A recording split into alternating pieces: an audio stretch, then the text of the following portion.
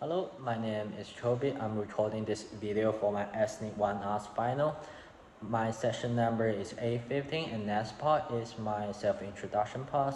I was born in a high middle class family in China. I am a 18-year-old male undergraduate student of East Asian descent, and as such student of biology from China, I have little experience with racial issues, so I tend to approach the topic of this course in a ways that I'm most familiar with. I always use a scientific way of thinking to understand the topic is about how US society shape racial and social dynamics through this course. Luckily, I took DOC courses this semester, which focus on similar social construct issues like racialization, racial project, hegemony, structure, and representations. This experience provides me with valuable background knowledge to analyze the reading and understand the lecture. The next part is my retrospective analysis. One of the themes that I read about in our week 7 lecture was the racializations of labors. The lectures on race-based nationalism and Asian immigrations pinpoints how the society of California and Hawaii racialized labors both psychologically and economically. A key example in the lecture was the preference for Asian labor because they were able to stand tougher conditions comparing to those from Europeans. And this is discussed in our week 7 lectures as the professor states that the capital in California and Hawaii may impose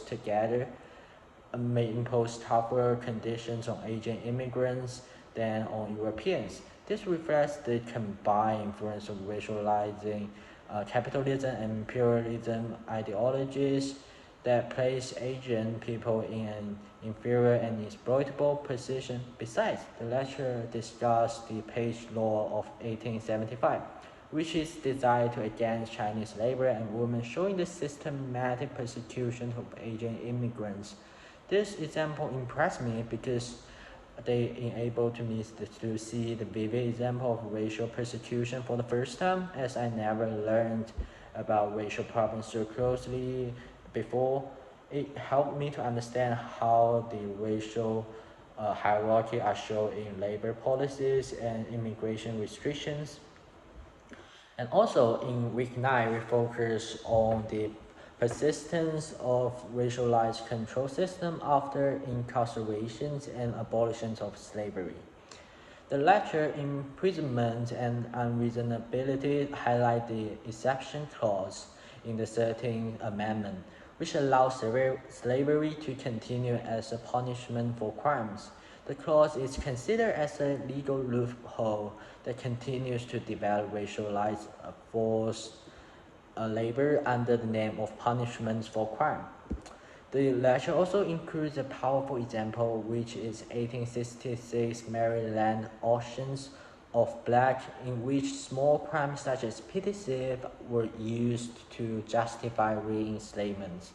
This insight exposed to me the fact that the slavery continues after the slave abolishment as mass incarceration, highlighting the resilience of slave system and also the greedy nature of human in the face of huge profit.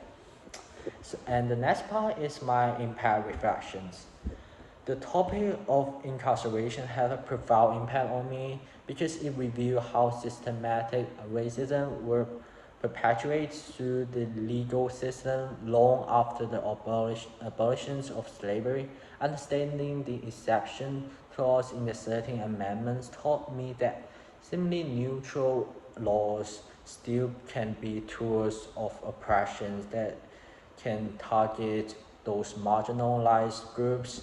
Both the lecture and the reading discussed the auctions of blacks for petty crimes in Maryland after the Civil War, which is particularly eye-opening because it challenged my previous understanding of liberation, freedom, and allowed me to see how racial inequalities was entrenched in society through structural mechanisms. Lastly, this knowledge has changed my view as I start to view the modern system of as mass incarceration as another form of slavery. It teaches me how to critically analyze the contemporary policy and to think about how to advocate for systematic changes. From now on, I have decided to continue to focus on these issues and support initiatives that work towards the equal legal and social system.